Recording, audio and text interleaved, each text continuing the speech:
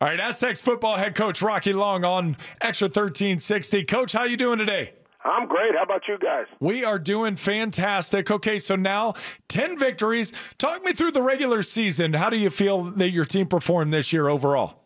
Well, if I look at it from where we started from, I think we've exceeded our expectations going into the season.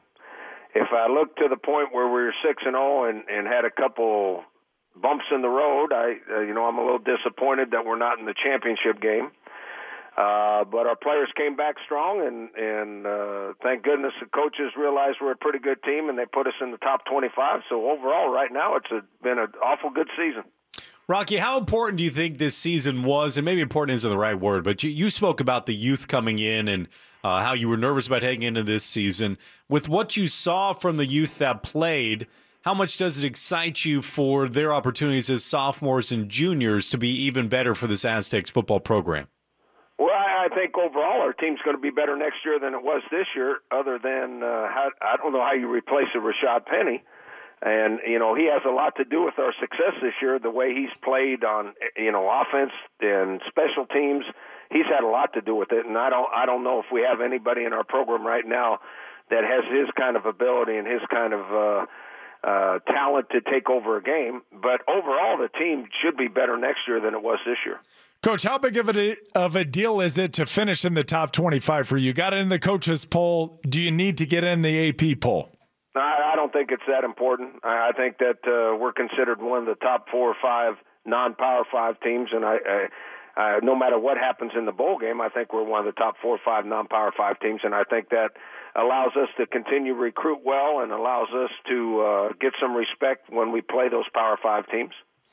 Rocky, Rashad Penny is the only running back in the country to top 2,000 yards in the regular season. What are your hopes for his chances to get a trip to New York? Well, we've got hope. Everybody's always got hope, but the way he was shut out of the running back trophy, the Doak Walker Award, I would guess that in reality there's not much chance, but we always have hope. Why do you think he was left out, Rocky?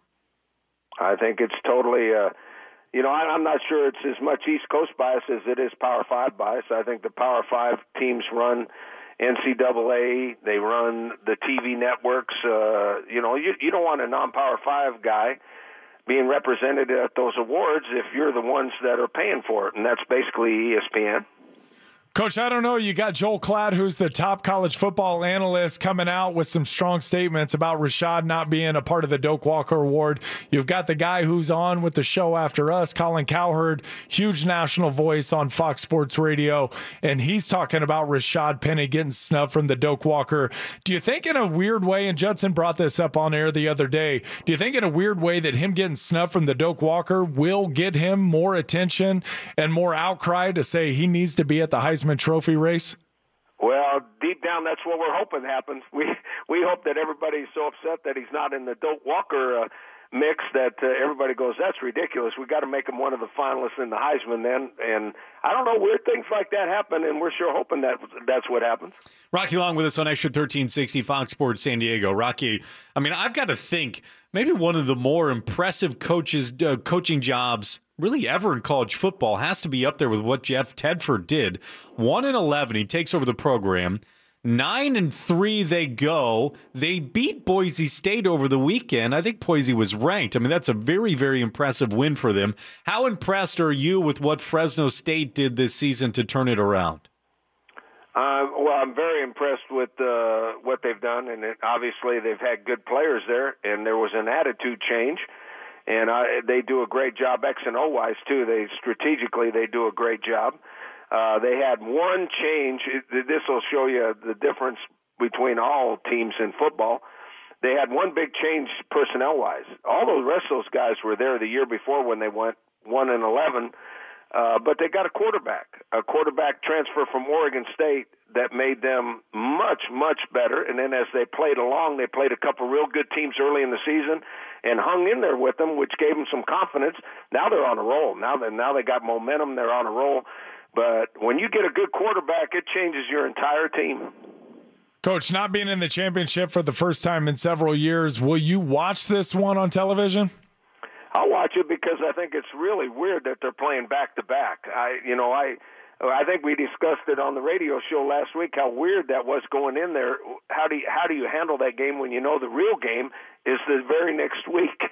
And because you want to win the championship, and you already know you're in the championship game, so how do you handle the game that they just played? But I watched the game, and I thought both teams played like they normally do. I think Boise held some stuff back on offense. They threw a couple new things out there, but they held some of the stuff they normally do on offense, probably for the championship game. But it's going to be a good game. Oh, that's interesting. Your eyes saw that. Yeah, that they're going to play again, and maybe Boise State rope-a-dope a little bit. Oh, you certainly don't want to lose any games looking ahead to bowl games. Speaking of bowl games, Rocky, expectations, hopes, where you'd like to end up? Have no expectations. Our hope is that no matter where we end up, we're playing the most highly rated team we can play.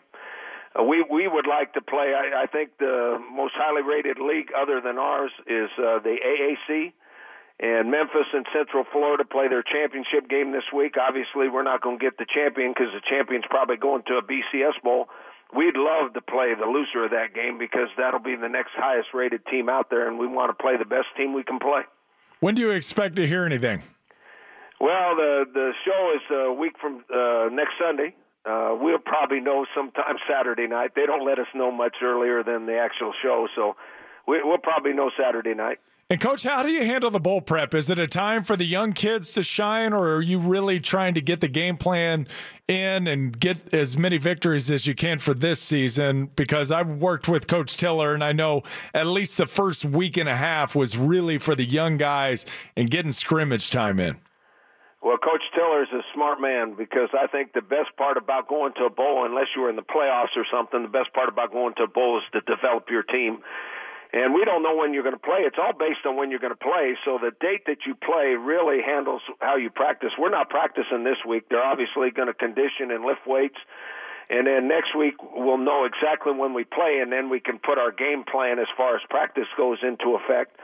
And we will practice, half the time we'll practice toward the bowl game, and half the time we'll practice to developing our team, which means use the younger guys. And so a bowl game is a reward for a good season. It's also a chance to develop your team for next year. Rocky, I know that you've told us this. I think we probably discussed it a couple times, but I do think it's a perfect time to lay it out yet again. In your dream scenario, what would the postseason look like for college football? Well, I think they ought to go to a 16-team playoffs. Every league champion gets in, and then they pick by some kind of power rating like basketball. They pick the rest of them to match up into the 16-team tournament, and we get a real national champion, and the non-Power 5 leagues actually get some representatives in there. It won't happen very often, but there'll be times when the non-Power 5 teams are good enough to win that thing.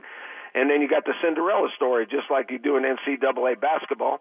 And every level of football, they play more games than we do. I mean, even in high school, sometimes to win a state championship, you're playing 15 and 16 games. The pros play 20 if they go all the way to the Super Bowl. So I don't know why us playing 16 games is such a big deal. Coach, as always, we appreciate you. We thank you for your thoughts, and congratulations on a hell of a season. 10 victories in the regular season. No small feat. Good work there. I appreciate it, guys. Thanks a lot. All right, we'll talk to you in a week, Coach.